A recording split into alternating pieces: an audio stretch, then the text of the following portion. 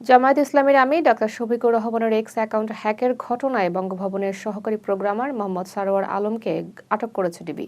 মঙ্গলবার রাত 1:30-এর দিকে তাকে জিজ্ঞাসাবাদের জন্য ডিবি কার্যালয়ে নেওয়া হয়।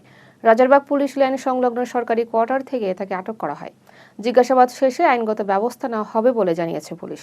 রাতে জামায়াতের একটি প্রতিনিধি দল বিষয়টি বঙ্গভবনে অবহিত করে।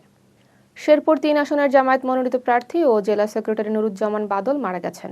মঙ্গলবার দিবাগত রাত ৩টায় চিকিৎসাধীন অবস্থায় তার মৃত্যু হয়। কিডনিজনিত রোগে তিনি হাসপাতালে ভর্তি ছিলেন। জামায়াতের ভেরিফাইড ফেসবুক পেজে তার মৃত্যুর খবর নিশ্চিত করা হয়। দলের পক্ষ থেকে শোক প্রকাশ করা হয়েছে। জাতীয় নির্বাচন ঘনিয়ে আসায় রাজনীতিতে পুরনো বিতর্ক নতুন করে আলোচনা এসেছে। চট্টগ্রামে দেওয়া বক্তব্যে জামায়াতের আমির স্বাধীনতার ঘোষণা নিয়ে নতুন বিতর্ক উস্কে দেন। তিনি উই রিভোল্ট শব্দ ব্যবহার করে কর্নেল অলি আহমেদের ভূমিকার কথা বলেন। এ নিয়ে সামাজিক মাধ্যমে ব্যাপক সমালোচনা শুরু হয়। ইতিহাসবিদরা বলছেন, বিদ্রোহ আর স্বাধীনতার ঘোষণা এক নয়। সেনাবাহিনীর প্রধান জেনারেল ওয়াকারুজ্জামান দায়িত্ব পালনে পেশাদারিত্ব ও নিরপেক্ষতার উপর গুরুত্ব দেন।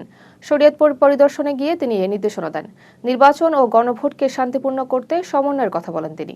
আইনশৃঙ্খলা বাহিনীর সঙ্গে মতবিনিময় করেন তিনি। নিরাপত্তা ব্যবস্থাপনার জোরদারের নির্দেশ দেওয়া হয়েছে।